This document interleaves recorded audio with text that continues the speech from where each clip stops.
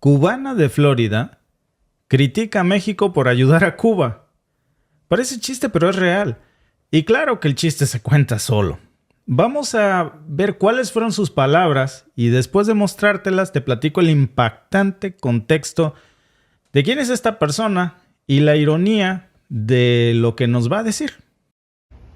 Agarraron a México, AMLO, al gobierno del presidente AMLO, regalándole gasolina a Cuba. Yo no sabía que México tenía esa posibilidad de regalarle gasolina a Cuba. Y se sabe porque los Estados Unidos los agarraron y por eso ahora la canciller está diciendo que va a venderle esa gasolina al régimen castrista. Ese error de estar regalándole gasolina a Cuba le costó a México que los Estados Unidos, un banco que está financiado por los contribuyentes y muy bien por parte de los Estados Unidos y la administración del presidente Biden, le quitaron un préstamo de $800 millones que ya estaba a punto de ser dado al gobierno mexicano. Se lo cancelaron. Quiero felicitar a la administración por haber tomado esa acción en contra de México.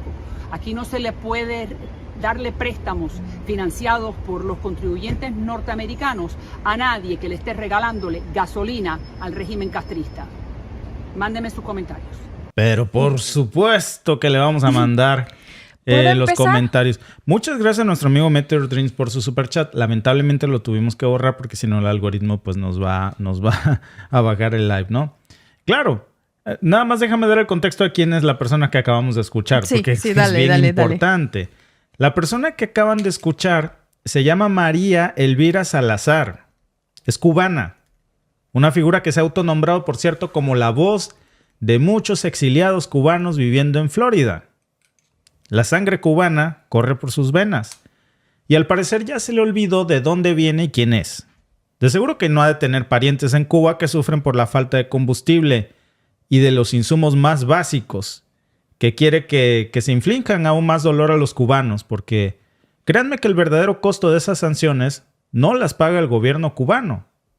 Ellos comen a diario, Alba. El costo lo paga la gente de a pie. Como ella dijo, el costo de esas sanciones no le está pagando el régimen castrista, solo que aparte de que a la señora le hace falta, obviamente, un poco de empatía, también le hace falta un poco de conocimiento geográfico. Y solo para aclararle, Norteamérica, señora, empieza desde México.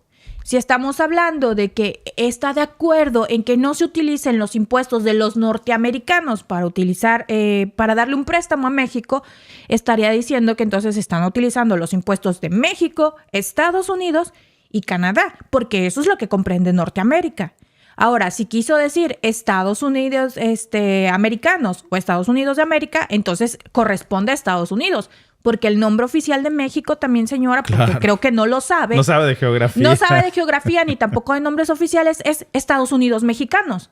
Claro. Entonces, ese es el nombre oficial. Estados Unidos mexicanos, conocido como México. Entiendo que mucha gente le dice a Estados Unidos, porque es Estados Unidos de América, América, que está también mal nombrado porque América es el continente. Pero bueno, la señora ahí sí le falló garrafalmente la geografía. Ahí nada más un poquito, porque pues Norteamérica empieza desde México. Nada más empezando por ahí. Sí. Dice que le dejemos sus comentarios. Claro, le vamos a dejar muchos. No nada más tú y yo. Aquí nuestros amigos en el chat. Yo creo que podemos dejarle bastantes comentarios a la señora cubana que se le olvidaron sus raíces.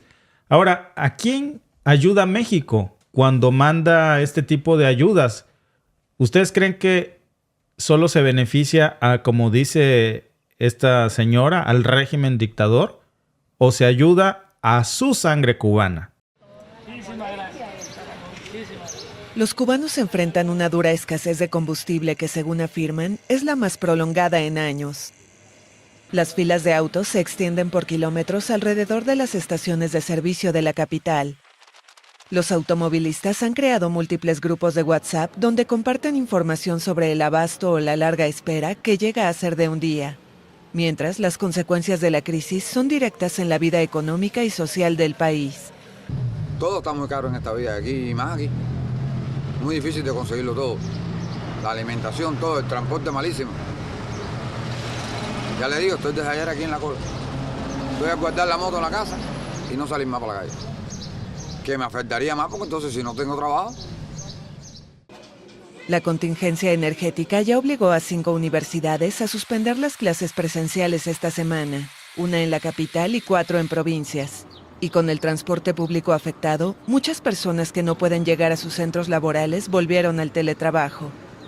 Aunque están acostumbrados a la recurrente falta de gasolina, los cubanos afirman que esta crisis, iniciada a finales de marzo, es la peor en años.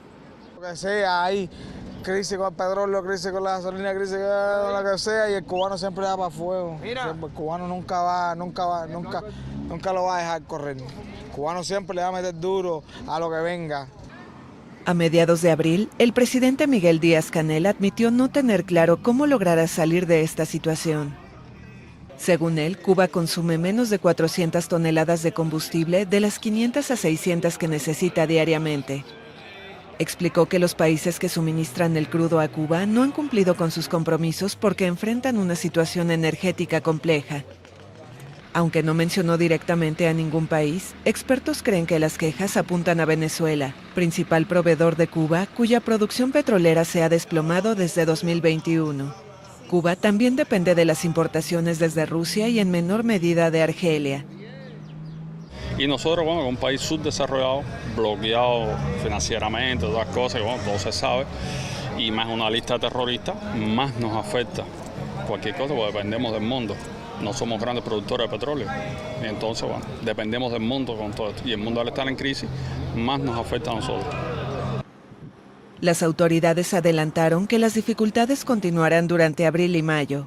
Ante este escenario, han preservado la disponibilidad de gasolina para actividades prioritarias, entre las que está el sector turístico, motor de la economía cubana. Bueno, ese es el contexto del momento en el que México estaba mandando este apoyo a Cuba. ¿Quiénes vieron que están sufriendo? No está sufriendo el presidente de Cuba. Él tiene gasolina para su carro. Claro. Están sufriendo los cubanos. Los que dicen es que si no le echo gasolina al carro, el que es taxi, no trabajo. Y todo está caro. A esos son a quien la congresista dice que condena que México ayude. Porque ella lanza críticas hacia México porque México le está extendiendo la mano a nuestros hermanos cubanos. Ella, que tiene sangre cubana, nos critica por eso. Un acto que para algunos resulta, amigos, un desafío a las sanciones impuestas por Estados Unidos. Por lo menos ella sí lo cree. Que México, ¿cómo se atreve a desafiar lo que Estados Unidos dice? Qué difícil debe de ser tener este conflicto de identidad, ¿no?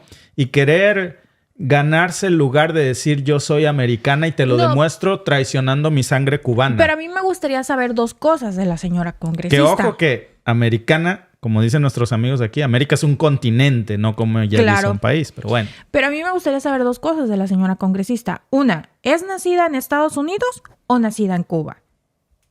Dos. Lo que es inevitable es que tiene sangre cubana. Exacto, pero dos, ¿cómo fue que su familia llegó a Estados Unidos? Exacto.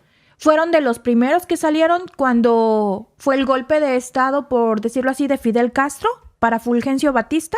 ¿Fueron de los cubanos privilegiados que salieron? ¿O fueron de los cubanos que tuvieron que salir de la isla, como están saliendo miles de cubanos, en balsas, buscando una mejor oportunidad de vida? ¿De qué tipo de cubanos es? Ahora, si me dice que es de los segundos, no entiendo cómo no puede tener un poquito de empatía, de corazón y de vergüenza. Y de decir esas cosas de, me parece bien que no los ayude. O sea, que yo no sé qué México podía regalar. O sea, ¿por qué no podemos regalar? Ahora te tenemos que pedir permiso para regalar. Exacto, le tiene que pedir permiso a ella. Y le regalen o no, a ella qué le importa. Segundo, ¿qué quiere? Que la gente de a pie muera por no ayudar al régimen castrista. Alba, ¿y ella qué está haciendo? ¿Sabes qué es lo peor de todo? En su vida cómoda. Ella es el reflejo de una porción, no voy a decir que todos, de una porción de personas que migran y se les olvidan sus raíces. Y entonces se sienten superiores y se les olvida el dolor y el sufrimiento de sus hermanos cubanos.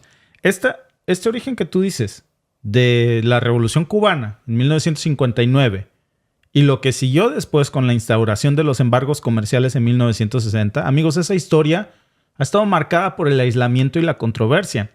Esta señora, María Elvira Salazar, una representante dice ella que es la representante de los exiliados cubanos, quiero pensar que no el resto de ellos piensa como ella, ¿verdad? Critica la ayuda de México a Cuba. Pero cuando ella no ayuda a sus propios hermanos cubanos, al contrario, quisiera verlos sufrir el doble, al parecer.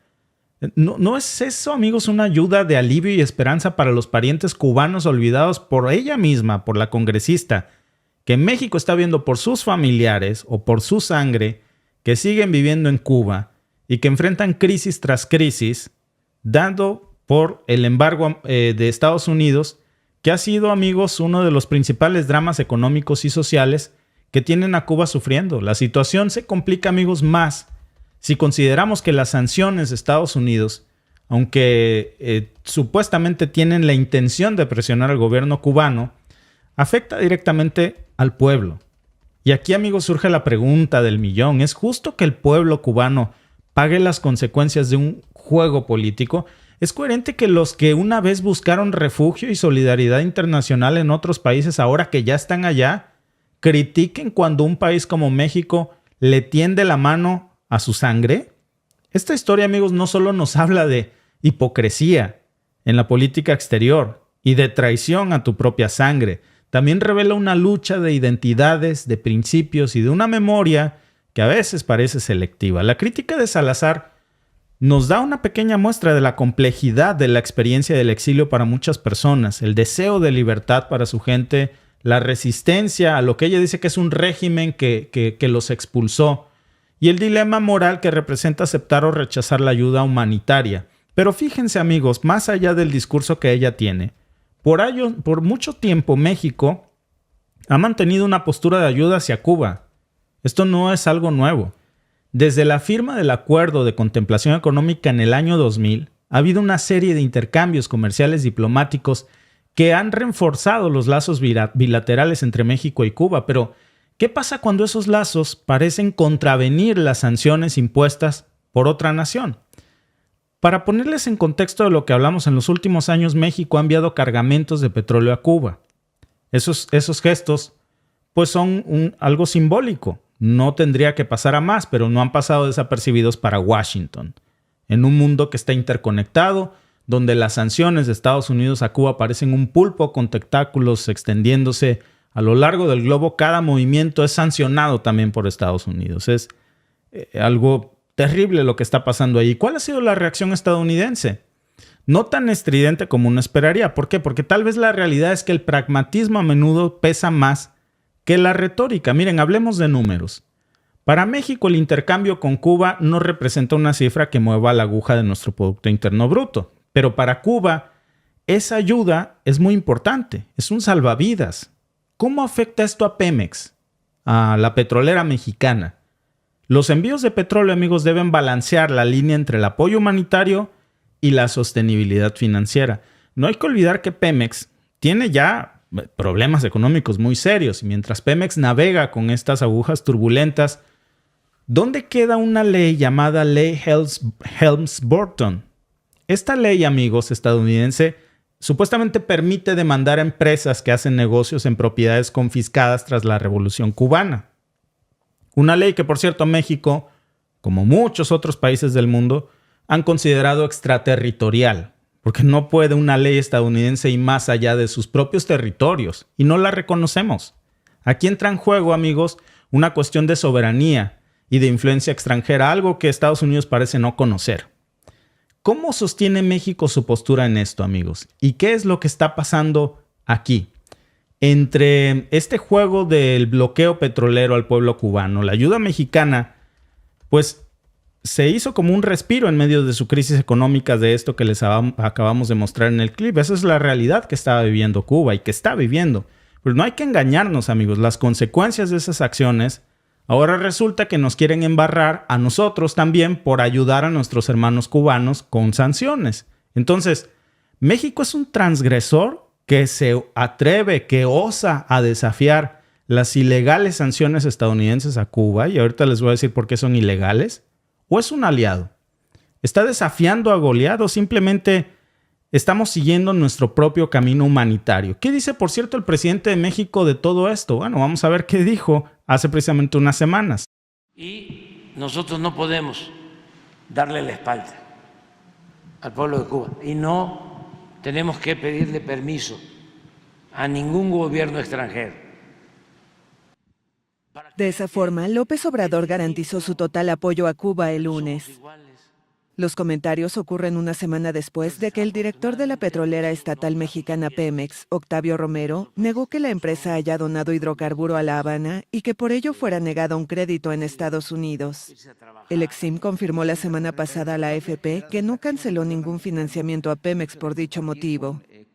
López Obrador añadió que la razón de su respaldo es el bloqueo económico que Estados Unidos le impone a Cuba desde hace 6 décadas, el cual calificó de inhumano e injusto sin mencionar a su vecino del norte. Nos dicen, véndanos petróleo porque no tenemos cómo adquirirlo. Claro que sí. Según estadísticas de Banjico, el Banco Central Mexicano, de enero a julio de este año, México ha exportado petróleo a Cuba por más de $20 millones. Pero un estudio de la Universidad de Texas sostiene que de abril a septiembre, México habría enviado el equivalente a $200 millones en combustible, monto que incluye el gasto en fletes. El documento también explica que Cuba afronta una severa crisis de combustibles y tiene en México a un importante socio proveedor, sobre todo ante la disminución de envíos desde sus aliados Rusia y Venezuela. Ahora, a ver, fíjense en esto. Por mucho tiempo, el embargo económico de Estados Unidos, que les ha impuesto a Cuba, lo han justificado bajo la bandera de la promoción de la democracia cubana. Es decir, con esto Estados Unidos quiere forzar al malévolo régimen dictatorial y comunista de Cuba a que sea demócrata y lindo. Pero ¿qué sucede cuando el policía de la democracia es juzgado por la misma comunidad internacional que supuestamente busca proteger a Estados Unidos? Les voy a contar otro chiste que se cuenta solito, ¿eh? La ONU votó en contra de este embargo. Y no es la primera vez, déjenme presentarles una cifra que les va a dar mucho en qué pensar. En la última votación de la Asamblea General de las Naciones Unidas, 184 países del mundo se pronunciaron contra este embargo estadounidense. 184 países del mundo.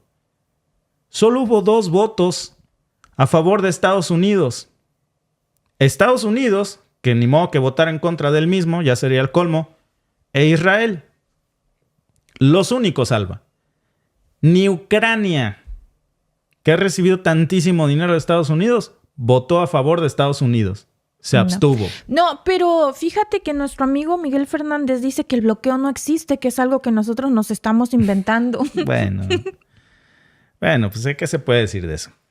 Hay que leer un poquito, ¿no? Y la historia, en fin. Mira, Alba, ese tablero.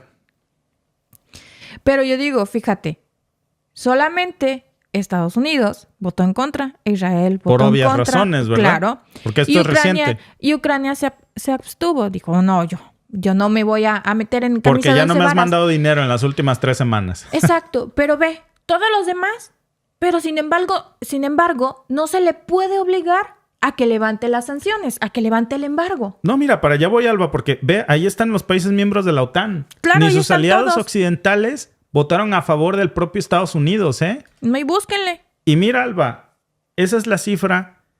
Desde 1992, ahí están todas las votaciones en contra del embargo estadounidense a Cuba. El mundo no apoya a Estados Unidos en estas sanciones y ha determinado que son ilegales. Fíjate, desde 1992 y vean cómo cada año son más y más y más países. Hacemos este corte. El año pasado fueron 185 países los que votaron. Hoy hubo uno menos, Israel, por obvias razones, porque está en guerra y necesita el apoyo incondicional de Estados Unidos, pues le regresa la cortesía. 184 países votaron en contra. Dice Estados Unidos que estas sanciones son para apoyar a Cuba que sea demócrata. ¿En dónde está su democracia estadounidense si en la ONU están votando en contra? Y como buenos demócratas, lo que tendría que hacer Washington es asumirse a la votación democrática de las Naciones Unidas y actuar en consecuencia democrática. Es irónico que el que se dice demócrata está mandando un mensaje antidemocrático ante esa votación, amigos. Por eso las críticas del chiste se cuentan solos, ¿no? Si lo vemos en ese mismo escenario, ¿cómo se aplica ese doble estándar? Abogar por la democracia y por al mismo tiempo ignorar la voluntad democrática de la comunidad internacional en todas las votaciones de la ONU desde 1992. En todas. ¿Cómo justifican esa aparente contradicción de la policía de la democracia del mundo? Las justificaciones, amigos, oscilan entre la protección de los derechos humanos y la seguridad nacional, pero esas no son razones suficientes para mantener un embargo que, según la propia ONU, ha costado a Cuba más de $130 mil millones. ¿Dónde está la democracia, según la senadora cubana de Florida, que condena a México por ayudar a su sangre? Incluso dentro de Estados Unidos, la política hacia Cuba no está exenta de crisis. Hay quienes señalan que este embargo ha fallado en su objetivo de promover cambios significativos en la isla, mientras que otros argumentan que ha servido más para perpetuar el discurso antiestadounidense del gobierno cubano y que al final del día los que están sufriendo, Alba, es la gente y no el gobierno. Claro, porque el gobierno no deja de tener gasolina, el gobierno no deja de tener para salir de fuera. La gente es la que tiene los problemas, la gente es la que no encuentra suficiente comida en los anaqueles, la gente es la que ve que los productos están mucho más caros en las tiendas y su salario no les alcanza. Ellos son los que están sufriendo. Yo no he visto en ningún reportaje que salga el presidente diciendo que no tiene que comer, claro, que no le alcanza, ni lo veremos. Pero en cambio sí hemos visto muchos videos de hermanos cubanos que dicen, es que tengo que hacer malabares para poder llegar a fin de mes porque no me alcanza el dinero, como a muchos de nosotros. Pero su situación se ha puesto más difícil por el bloqueo, por las sanciones, que para aquellos que dicen que no hay, lean un poquito de historia, un poquito de política y de geopolítica y se van a dar cuenta, amigos, de verdad, leer es gratis y es maravilloso. Yo creo que eso lo enseñan en la primaria.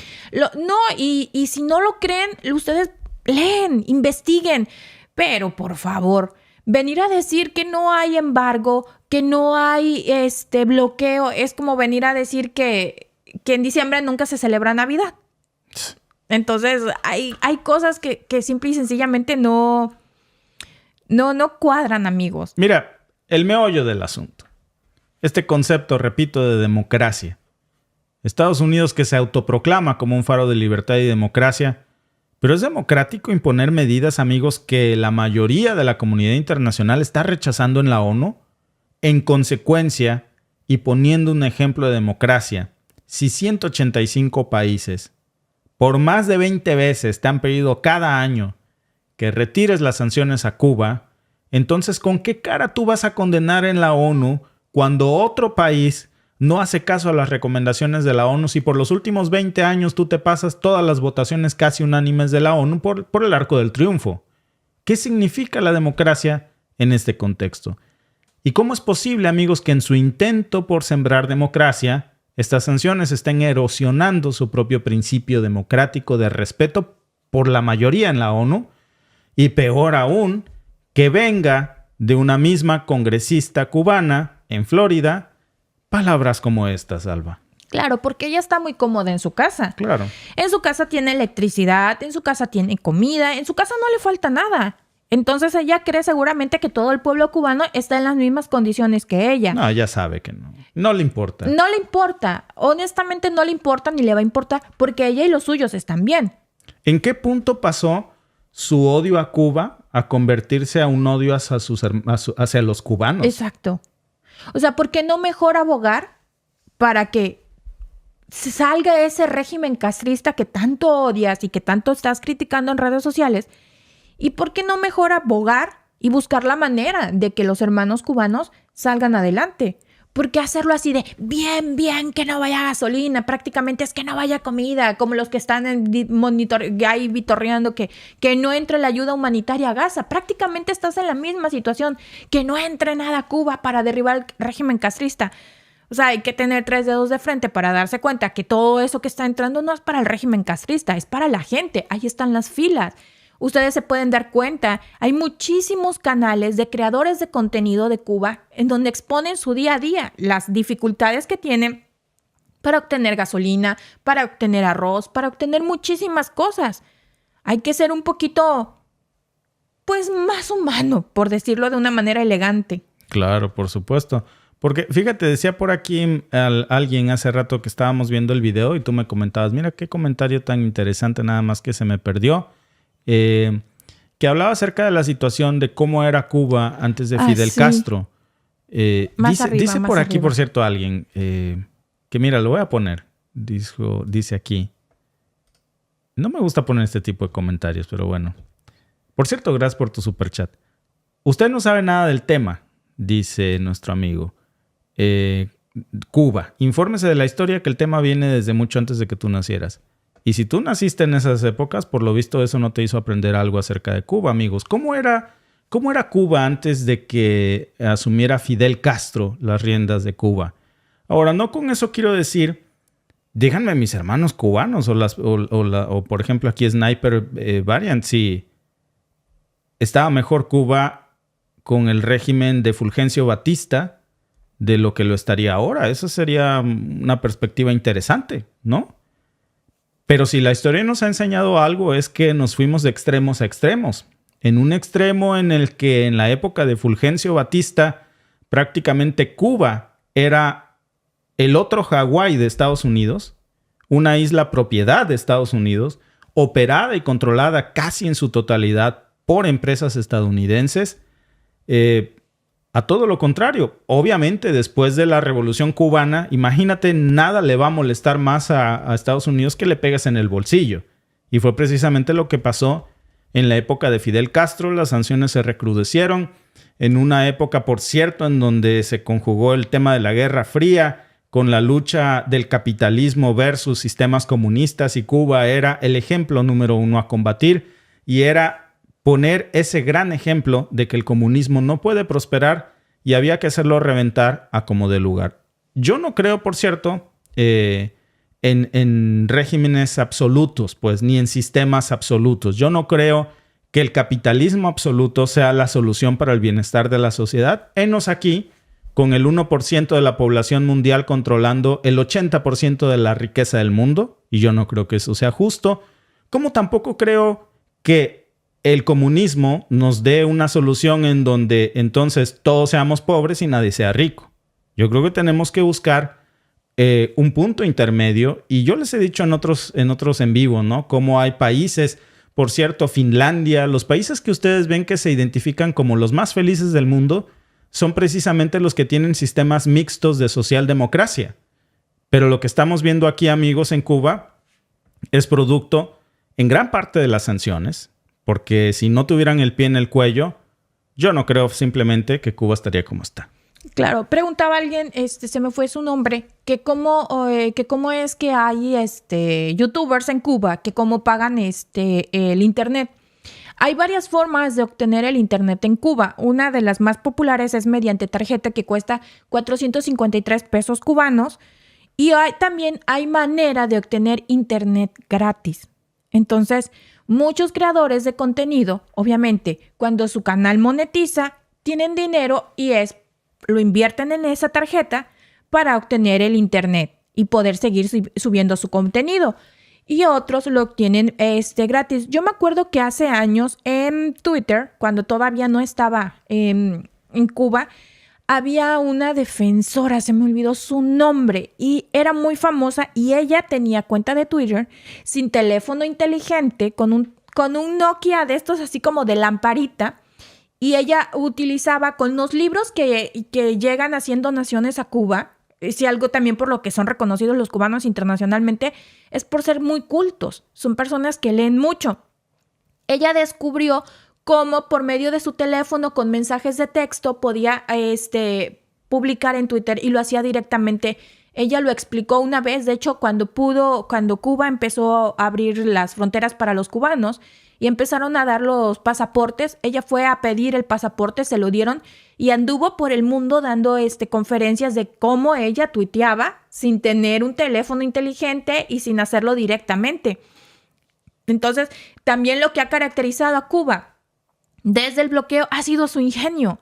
Ellos pueden reparar cualquier auto aún sin tener las piezas de fuera, ellos arreglan todo. Han vivido así, han aprendido a hacerlo. Entonces, hay muchas maneras en las que ellos pueden obtener el internet. Sí.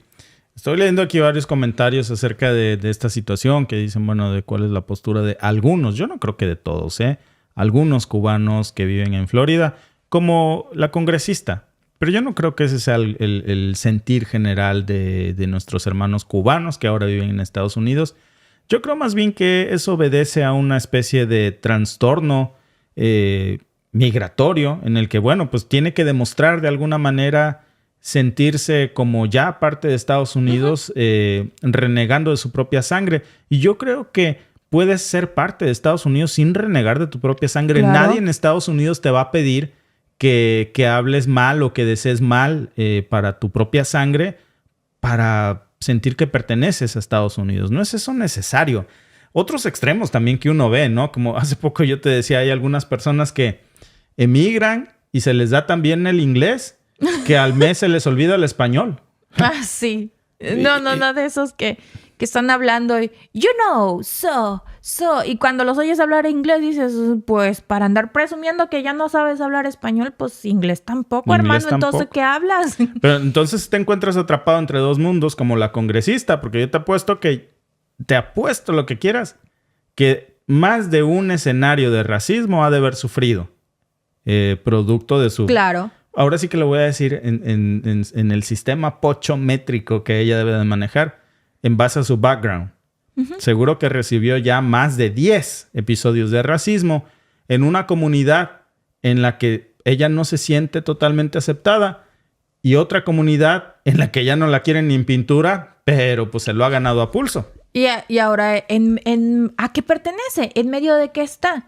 Porque los estadounidenses no la ven como estadounidense, la ven como cubana y los cubanos no la ven como cubana. Sí. Entonces, ni ella sabe qué es. Y uno siempre tiene que tratar de mezclar lo mejor de dos mundos, ¿no? Claro. Y con eso le aportas lo mejor a tu país. Crecer. Sí. Puedes ser una gran congresista estadounidense si ese es tu sueño. No reniegas de tu país. Reflejando los mejores valores de Cuba. Claro, ponen alto el nombre de Cuba. A lo mejor no nació en Cuba, como decía. A lo mejor ya nació en Estados Unidos. Pero tus padres sí, tus abuelos sí. Tienes ascendencia cubana. Sé orgullosa de eso. Demuestra que de Cuba sale gente que puede ser muy grande, muy reconocida internacionalmente. Que tú no vas a ser la excepción, que no vas a ser... Ahora sí, perdón, amigos cubanos, pero este es el frijol en el arroz. Sí. Qué tristeza. Son las excepciones de algunas comunidades que se han formado así. Aquí lo dice nuestro amigo Metro Dreams. Yo he conocido... en algún tiempo nos encontramos a una persona de Cuba en Mississauga que venía de Florida, ¿verdad? Y se molestó cuando le dije, no, porque el acento, obviamente, uh-huh. Es como, o sea, yo soy mexicano y me enorgullece serlo, ¿no? Entonces yo le dije, ¿usted es de Cuba? No, bueno, sí, pero yo nací en Florida, o sea, crecí en Florida. Sí, nací en Cuba, pero yo desde chiquito me fui a Florida. Y le digo, qué bien, oiga, pues qué bueno, porque aquí a la gente le encanta la comida latina, la comida hispana. Y empezó a hablar en inglés, sí. ¿Verdad? Y ya no lo hiciste volver a hablar en español. No. A pesar de que nosotros lo escuchamos hablando español y por eso nos acercamos. Por cierto, un inglés terrible. Sí. Súper cortado, ¿no? Entonces dices, bueno. A veces se nos olvida muy rápido de dónde venimos y a quién nos debemos porque, pues, es cierto. O sea, si tú creciste aquí, no puede exagerar uno en ese conflicto de interés. También hay otro extremo, ¿no? El que luego nos ponen aquí en el chat. Algunas personas, muy rara vez, pero no falta el que pone. Pues tú ya te sientes canadiense. Perdón. Yo soy canadiense. Y también soy mexicano. Porque ¿qué clase de malagradecido sería yo si aplicando para la ciudadanía mexicana, para la ciudadanía canadiense, haciendo un examen de ciudadanía canadiense, juramentando por la ciudadanía, que renegara yo de eso? Y donde están creciendo mis hijos y todo, vámonos al otro extremo. ¿Qué clase de persona sería yo si por obtener una ciudadanía de otro país ahora hablo pestes de mi país, que siempre va a ser mi país y mi cultura, y reniego de eso, ¿no? Claro. como decimos en México, no se puede uno hacer pipí dentro del pesebre. Claro. O sea, como me dicen, nunca vas a hacer. ¿Por qué no? El que tú no logres sentirte de algún lugar no quiere decir que todos los demás no seamos. No, y si ya te dieron un papel y te dicen, bienvenida, tú eres de aquí, juramentaste, y tú dices, no, yo no soy de aquí, bueno, entonces ya tú tienes una cosa ahí ya no vas a ser nunca de ningún sitio. No vas a caber nunca en algún lugar. Y más si al regresarte a tu país te empiezas a quejar de todo, clásico, ¿no? Ah, clásico. Y entonces ya no eres ni de aquí ni de allá. Es que en Canadá las cosas son distintas. Pues regrésate para Canadá, claro, ¿no? O es que en México las cosas... Pues sí, es que México es una cosa, Canadá es otra. O sea, no se comparan. Y las dos tienen sus lados hermosos y también las dos tienen sus lados de mejora. Si y nada luego más vas a ir para decir, ay, es que no es posible. ¿Cómo esto? Ay, mejor no vayas. Mejor no. Ya se te olvidó que en tu pueblo tenías puro lodo y ya ahora no sabes caminar en terracerías. Sí. Bueno. Y ya llegas ahí hablando inglés y ya no quieres hablar español y no. Y luego la cereza en el pastel finalmente, Alba, es un consejo personal. Yo creo que cada quien educa a sus hijos como mejor uno considera, ¿no? Yo entiendo esa parte. Pero llega un punto en que dices, pues estamos jodidos porque vemos una generación de padres que se niegan a enseñarle a sus hijos el español. Y ya después eso produce padres que no hablan el idioma de sus hijos e hijos que no hablan el idioma de sus padres. Uh-huh. Imagínense, o sea, y eso es más común de lo que ustedes piensan y es una especie de orgullo, la manera en la que a veces se dice, mi hijo no habla español, ¿no? Como si eso fuera un... Y, oye, bueno, yo respeto, a lo mejor no sé. Cuando un hispano se casa con un canadiense, dices, bueno. O sea, por ejemplo, un estadounidense, dices, bueno, pues a lo mejor no sé. Bien que se pudo, pero pues a lo mejor el papá le hablaba en inglés y la mamá o el papá no le quiso hablar en el otro idioma y bueno, pues ganó el idioma, ¿no? Pero oye, cuando los dos papás son hispanos, sí. ¿Cómo? Y peor aún, Alba, hispanos que no hablan bien el inglés. Y sus perdón, hijos, mi hijo no habla inglés. No me odien, no lo hago de manera despectiva, pero me ha pasado muchísimo.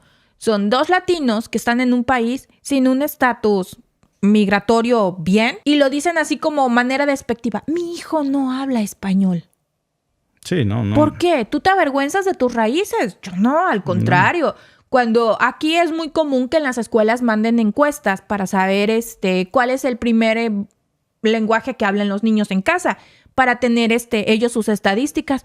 Yo siempre pongo el primer lenguaje en nuestra casa es el español. ¿De dónde vienen? De México. ¿Por qué voy a decir mis hijos no hablan inglés? Y hay otras historias totalmente contrarias, ¿no? Que son de orgullo. Mira, yo tengo unos parientes que lamentablemente pues no tuvieron su estatus migratorio en Estados Unidos por muchísimos años. Historias de éxito que se cuentan bonito. Ellos hablan español. Los hijos nacidos en Estados Unidos hablan español y el hijo, uno de ellos además, dos de ellos de hecho, se metieron a la Marina de Estados Unidos, fueron condecorados. Por cierto, a raíz de eso le dieron sus documentos a sus papás, pudieron como darles una especie de sponsor o algo así, que es un mecanismo que está en Estados Unidos. Y no necesitas... decir con orgullo que tu hijo no habla español para sentirte parte de aquí, como decir yo soy de aquí, ya no soy de allá. Hay otras maneras bonitas. Intégrate al país, contribuye. Ustedes saben que yo no soy partidario de las guerras ni de cualquier forma de violencia.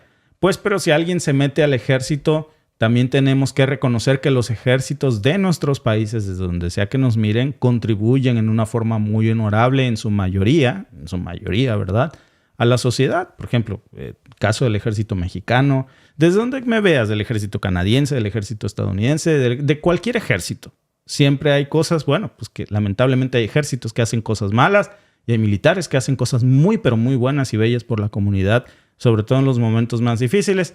En fin, amigos, el chiste se cuenta solo y se contó, Alba, de este congresista criticando a su propia sangre. Y pues yo desgarrándose las vestiduras. Y desgarrándose las vestiduras. Por Biden. Ni siquiera por decir por Estados Unidos. No, sí. Porque le estuvo aplaudiendo como foquita epiléptica a Biden. Así o sea, híjole. Ahí de nuevo, otro chiste más a la colección de todo lo que dijo la señora. Por ahí decían, aquí en mi canal, Emilio Rombaldi Rambaldi, María Elvira es muy respetada en la comunidad cubana. Uy, pues han de ser puros cubanos como ella. Que no son todos. No, por eso, los que la respetan han de ser como ella. Que ya se les olvidó de dónde vienen. Sí. Si conocen de historia, recuerdan, en la historia de México se menciona una mujer muy famosa, la Malinche. Algo así sería esta María Elvira, como la Malinche, pero la Malinche cubana. La Malinche cubana. En fin. Al final del día, quienes más terminan lastimando este tipo de medidas son a las personas de a pie, a los ciudadanos ordinarios que no tienen vela en el entierro, a los que vieron ustedes en ese video, que llevaban 2 días formados en la fila de la gasolinera para poder llenar el tanque del taxi y poner pan en la mesa. Eso es de lo que tenemos que acordarnos cuando discutimos en una mesa o desde un micrófono y fomentamos este tipo de políticas de odio, cuando el mundo lo que necesita no son muros, son puentes, amigos.